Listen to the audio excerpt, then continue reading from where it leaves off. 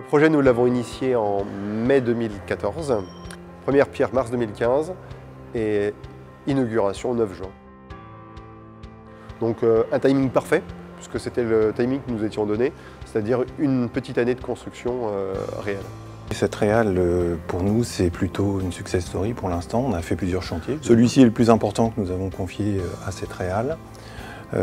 Il est pour nous effectivement d'une importance forte.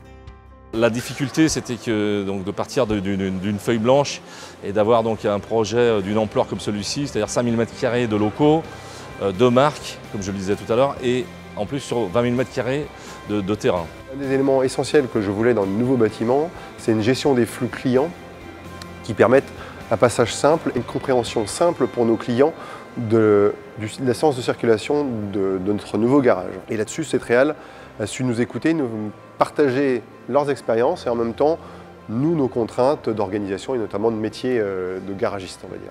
Nous sommes passés d'une marque qui était Citroën dans son ensemble à Citroën et DS avec ce que vous pouvez découvrir autour de moi, le 8e DS-Store de France.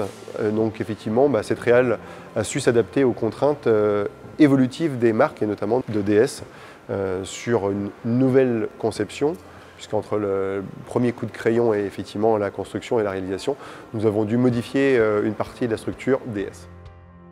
Cette réal a une expertise réelle dans la construction de concessions automobiles et c'est pour ça que je continue à leur faire confiance. Et nous travaillons vraiment en partenariat sur ce type de projet.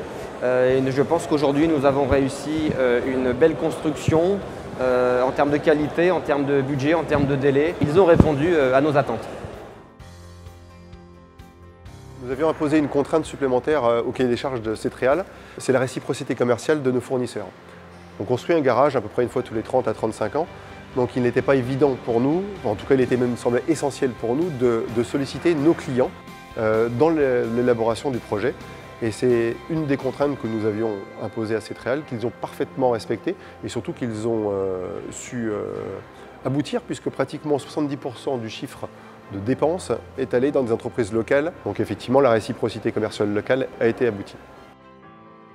Nous avons eu une collaboration très simple.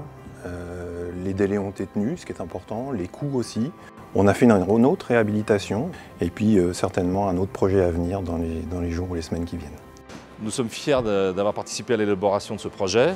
Nous espérons que le groupe Bernard pourra faire fructifier et développer la marque Citroën et DS dans la région de Reims.